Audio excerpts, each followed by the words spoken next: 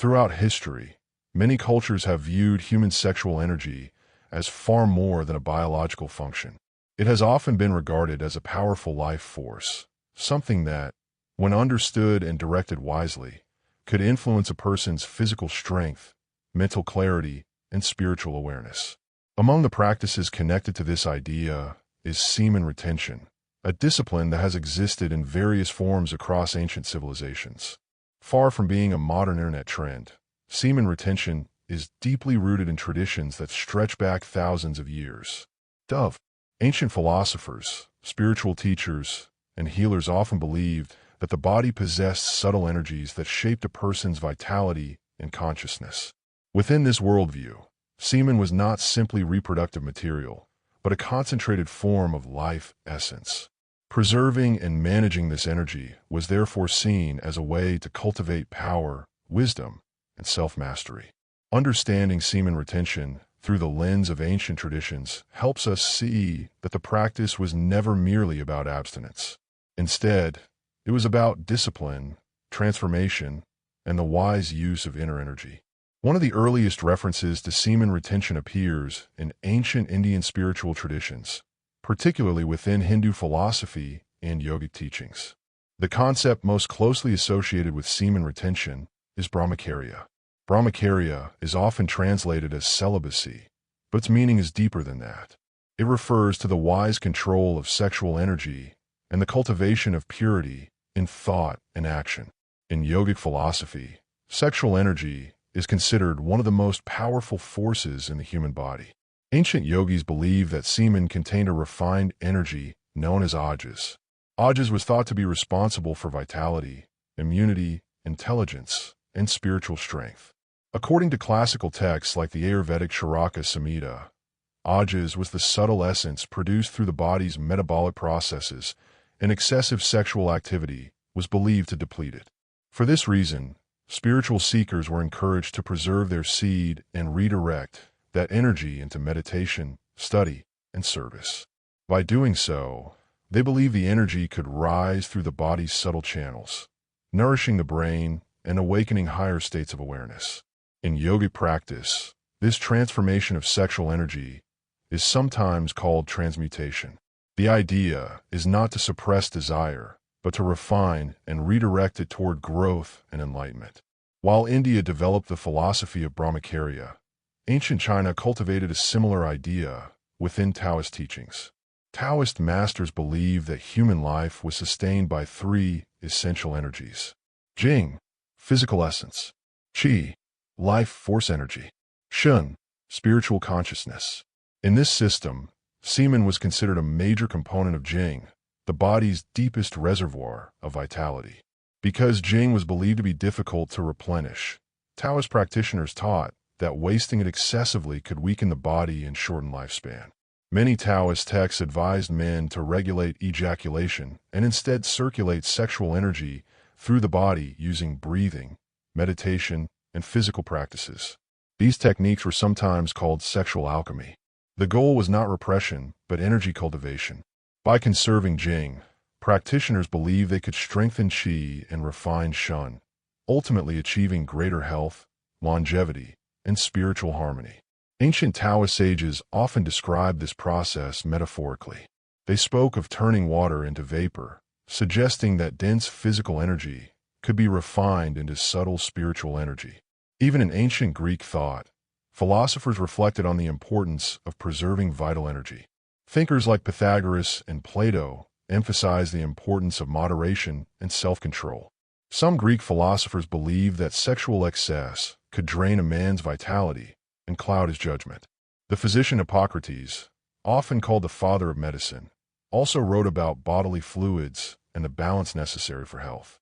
While Greek medicine did not frame semen retention in mystical terms like Eastern traditions, there was still a strong belief that semen represented a concentrated form of bodily vitality. Athletes and warriors in ancient Greece sometimes practiced temporary sexual abstinence before competitions or battles.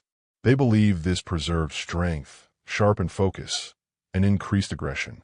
Whether fully accurate or not, the belief demonstrates how deeply the connection between sexual restraint and personal power was embedded in ancient thinking. Across many religious traditions, sexual restraint was often associated with spiritual dedication. Monks, priests, and ascetics in various cultures practiced celibacy as a way to devote themselves fully to higher pursuits. In Christianity, for example, celibacy was often seen as a path toward purity and closeness with God. Similarly, Buddhist monks practiced celibacy to reduce attachment and cultivate mindfulness. They believed that desire could distract the mind and bind individuals to cycles of suffering. While these traditions did not always explicitly discuss semen retention in physiological terms, they recognized a deeper principle. Sexual energy is powerful, and directing it wisely can influence the mind and spirit. One of the most important themes shared by ancient traditions is discipline. Semen retention was never described as an easy practice. It required self-awareness, restraint, and a strong sense of purpose. Ancient teachers understood that sexual desire is one of the most powerful human impulses. Instead of denying this force, they encouraged practitioners to master it. Self-mastery was seen as the foundation for personal growth. A man who could control his impulses was believed to gain greater control over his thoughts, actions, and destiny. This idea appears in many ancient teachings. The Bhagavad Gita praises those who have conquered their senses. Taoist texts emphasize harmony between desire and wisdom. Greek philosophers celebrated moderation as a virtue. In each tradition, the message was similar. Discipline over instinct leads to strength of character. Another key concept in ancient traditions is transformation. Sexual energy was seen not as something to eliminate, but as something to refine. When preserved and redirected, it was believed to fuel creativity, insight, and spiritual awareness. Artists, thinkers, and spiritual seekers often reported heightened inspiration during periods of restraint. Ancient teachers interpreted this as evidence that sexual energy could be converted into other forms of power. In yogic philosophy, this transformation occurs as energy rises through the chakras, eventually reaching higher centers associated with intuition and enlightenment. In Taoist practice, energy circulates through internal pathways called meridians, nourishing organs and strengthening vitality. Although modern science may interpret these ideas differently, the underlying principle remains fascinating. Human energy can be directed toward growth. In today's world, semen retention has experienced a resurgence of interest. Many people are exploring the practice as part of self-improvement, mental clarity, or spiritual exploration. Modern discussions often blend ancient wisdom with contemporary psychology. For example, some people view semen retention as a way to reduce compulsive behaviors and regain control over attention and motivation. Subscribe to this YouTube channel and share the video. Others focus on the psychological benefits of discipline. By resisting instant gratification, individuals may strengthen their willpower and focus on long-term goals. However, it is important to approach the topic with balance.